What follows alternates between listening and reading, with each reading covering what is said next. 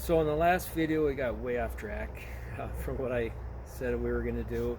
Um, I planned on getting all the cab mounts and get the cab mounted, but instead we decided to get everything ready on the chassis. I want to get the whole running gear all done, except drive shaft. So then when it comes time to drop the cab and box on, it's all ready to go. So in this one, plan on continuing with assembling here. We get the brakes done. I pulled the drums off the back and they're really bad inside there, so we're going to be rebuilding the rear brakes complete. I think the fronts are okay, just need pads. Maybe get the rotors turned. They look like they're still pretty thick, pretty good. So that's our plan for this video. By the end of it, hopefully we'll be ready to drop the cab on. So follow along. It's getting close now. We're getting down to having a rolling chassis and getting into the mounting the body back on it and wiring and turning this into a truck. So keep following. Thanks. Hope you enjoy. So here's what I came up with for the rear cab corner mounts. It's just 1x2 tubing, 11 gauge. Clamp this up to the cab. Mark the holes that were used for the pads that used to be mounted back there. So these two holes here will bolt this to the cab, and this is the through hole, the bushing on there, and that'll sit on top of the cab mount. So if we look up at the truck, there's one installed here. So it's real solid. Just bolted up to the cab through that inner channel here, so it's reinforced. And then the bushing will sit here. One thing I did kind of mess up on is I leveled this over to that mount over here, forgetting that there's going to also be a bushing in here. So not a big deal. This will just be doubled up on this side. I just use a double bushing there, and then the single here. But at least I'm going to be able to use the same bushings all around the truck. And then another bushing, I believe. Yeah, I actually believe this is the mount right up here.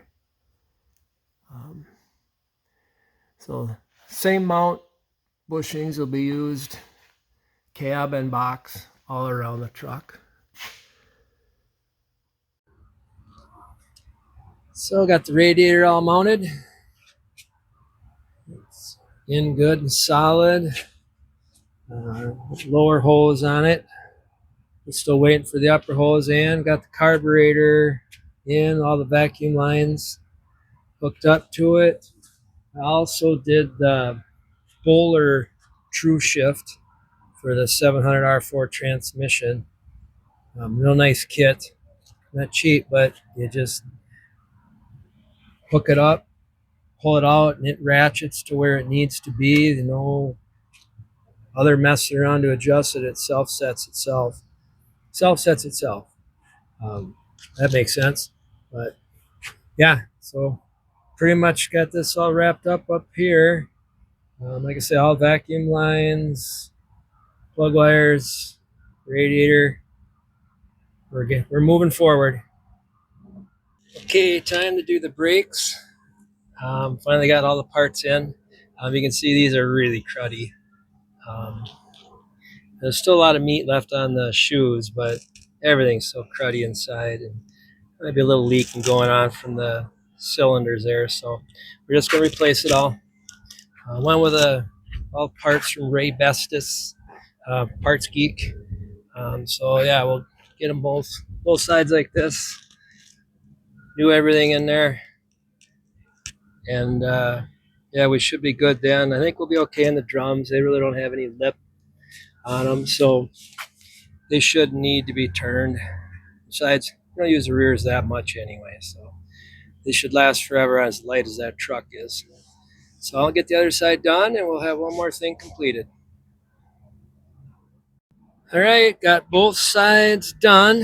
I don't know if any of you sharp people watching caught the fact that I used to have two yellow springs here. When I went to do the other side, I realized one color per location. So the green spring that goes in the front here is a little bit longer because it doesn't have the adjuster in there. So you have to use them that way. So I figured that out. That's another one of those little chuck ups. But not a big deal. Just had to pull it off, replace it. So yep, both sides are done, all nice cleaned up. We should be good to roll with these.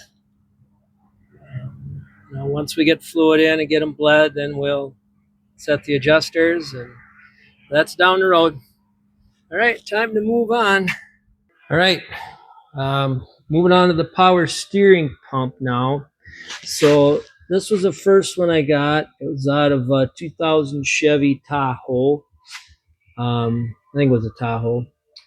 But yeah, it's got this big valve here on the back that's supposed to regulate your pressure to give you more assist at low speeds and less assist at high speeds.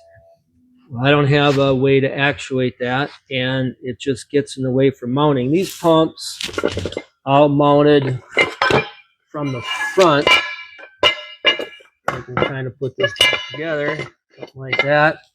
And I need to mount from the back. And this one also does not have any thing to use on the back to mount it. So I found another one. This one is off of an 03 Sierra 1500.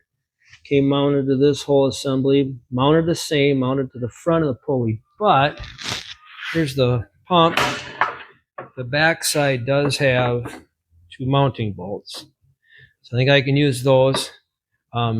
This line here was bent forward, and I straightened it up, give me a little more clearance. And I think it's going to fit in pretty well. There's some mounting holes in the bottom of the block. I'll make a bracket to go to this one. And then the top holes on the head that were used for the old power steering bracket, I think I can make a bracket to go to this. I do have to probably figure out a way to make it adjustable, like kind of like your alternator, so I can get the belt off and on. And that might be a challenge.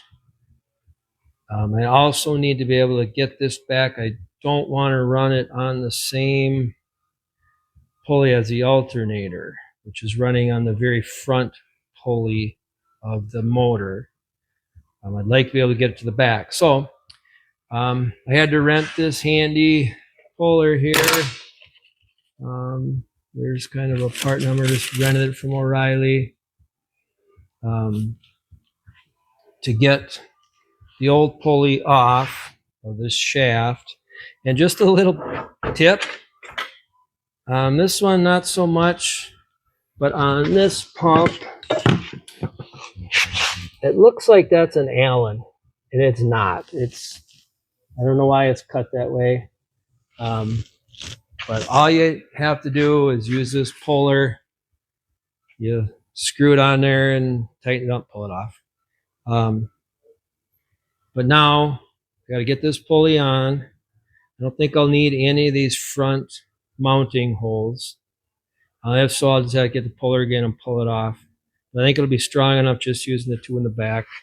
So I'll get this pulley put on and then start trying to figure out brackets. But yeah, I think this is going to work. And I had to, to install the pulley, you have to screw this assembly into here with the pulley on first. So let me set the pulley on. So you get the pulley on, then you screw this down in, and then tighten this, and that presses the pulley on. Well, I could not get this to go in. I ended up getting a 3/8, I believe, 16 tap to clean the threads out. So I get that thread in. So yeah, I'll get that put in there, pulley on, and we'll start trying to figure out mounting brackets. So for the bracket to hold the pump, I started out first just with some cardboard, press it up to get the hole pattern basically, and kind of came up with this one. Initially I had it where it was going to pivot on the bottom hole of the power steering pump. Let me turn and show that here. So I was going to have it pivot off of this bolt and this one stationary. But I ran into a problem with the pressure line here. It was hitting the adjustment part. So I redid that to this pattern, refined everything else a little bit more.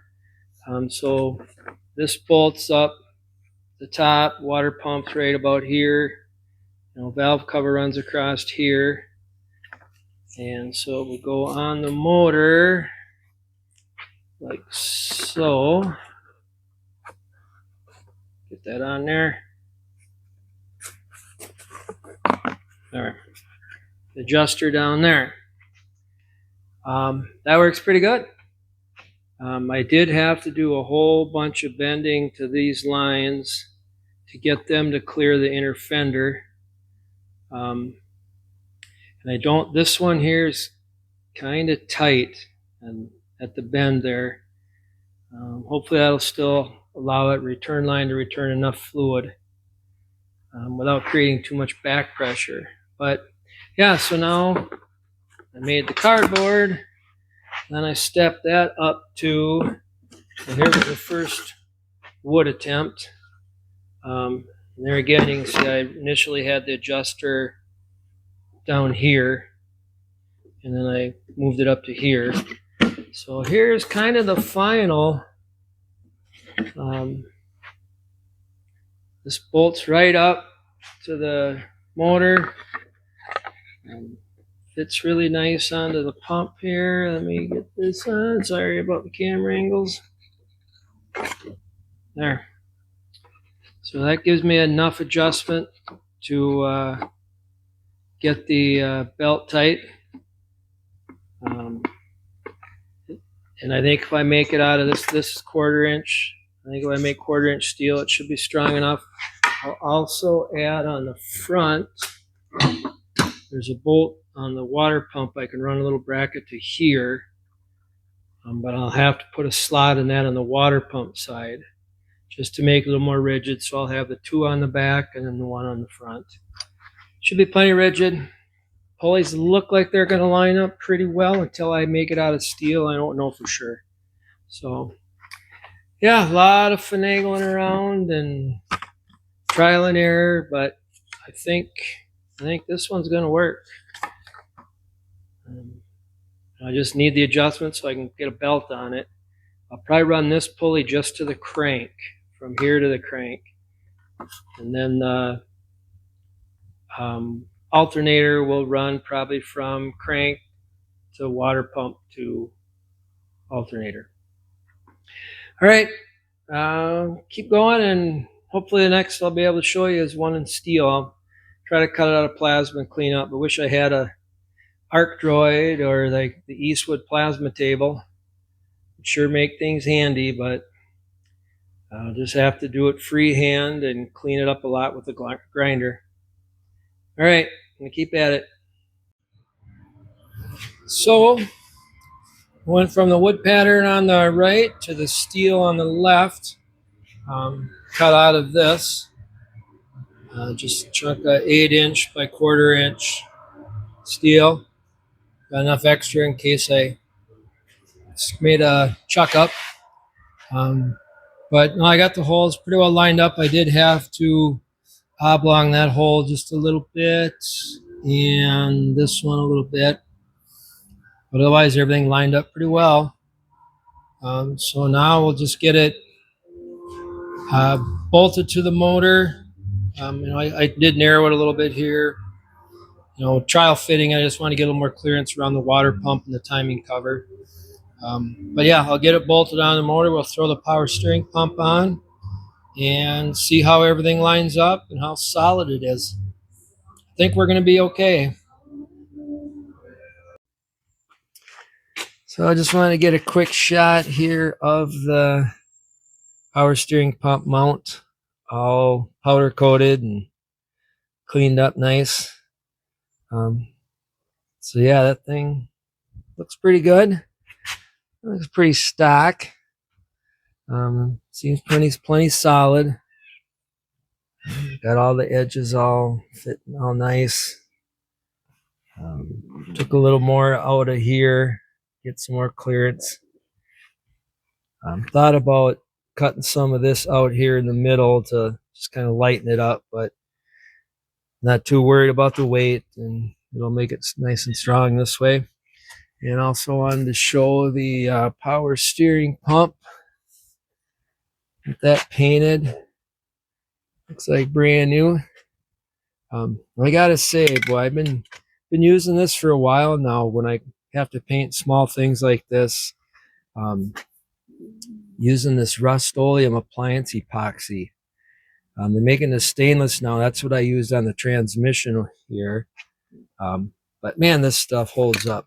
I've done trailing arms and stuff on snowmobiles and rode them for years, and it holds up really nice as long as you prep good. And gets a great gloss. Highly recommend it for brackets and small parts. The Rust-Oleum appliance epoxy. So, all right. Talk to you later.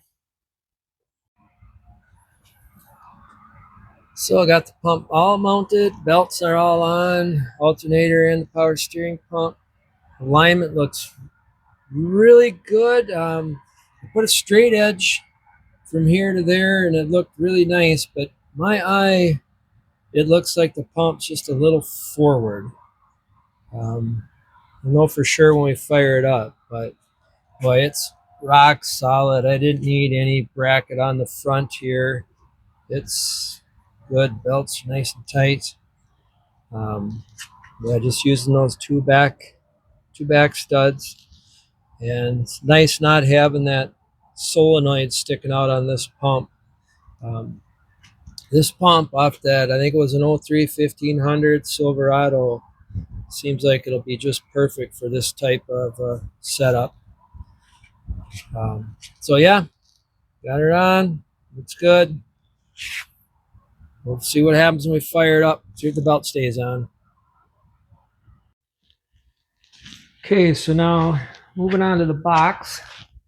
Got this all kind of cleaned up using a little bit of that wheel on that angle grinder and the wire brush on the die grinder. Got that all pretty well cleaned up. So now I'll spray it with that rust converter. You know, like I said before, I'm not a big fan of it, but got to put something on it. And then we'll put an undercoat on, like I used on the underside of the cab. I can show you in a second here. And I had mentioned earlier I might have to do some patching here, but that's going to have to be cut out for a wheel tub because of the wide tires. So I won't have to fix any of that. But yeah, got this all cleaned up. Let me go over to the cab. Oh, and here I did pick up this fender here. That's the start of my wheel tubs. I'll cut that in half. Probably cut it down some. But I got to wait till I get the box onto the truck again to see exactly what I need. But yeah, that'll be the start of my wheel tub. Just cheating a little bit. $50 at Northern Tool. So that'll help get things rolling, speed it up a little bit. But yeah, let me get the cab up and I'll show you how that underside looks. So there we go. There's the underside, all cleaned up. Again, I used that rust converter Permatex spray on it. And that's only one coat of the undercoat. I'll probably put another one on there. This seems like pretty decent stuff. I don't like the traditional undercoat because you just can't do much with it, but this is more of a rubber that's paintable.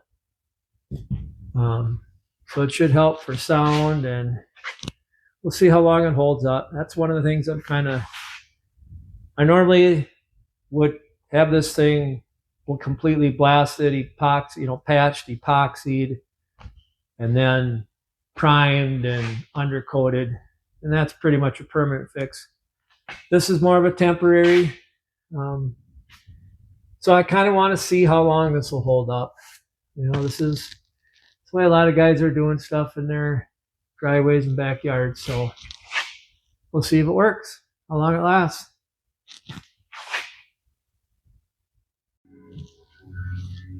So I got this all sprayed with the Permatex Extend, except for the centers there that's getting cut out. So yeah, I mean, it does turn it black and kind of seal it off, but we'll see how well it stops it. So yeah, now this is ready to get some of that undercoat on it. Got to pick up more of that, do the underside of the cab, and then this. And this will pretty much be ready to get flipped back up and put onto the chassis. I'm also working on getting the seat position figured out. So there's our seat. Came out of a full-size truck, fits right in. Trying to figure out if I want to make a plate to bolt to the floor with studs sticking up to bolt the seat to, or if I'm just going to go through the floor with a plate at the bottom. That's probably what I'll do. I think that'll work best. That all ready to go. So now we just got to scuff up this interior and paint the whole inside. Gonna go with a semi-gloss black on the inside, then say black and red for the interior. The seat is really dirty now; it's just dusty. All right, well, I think I'm gonna probably end this video here. It's probably getting a little long, so next one we'll have the seat mount done. We'll have the interior painted. Kind of the plan. All right, well, thanks again for watching, and we'll keep things rolling on this and try to get it on the road before winter. See ya.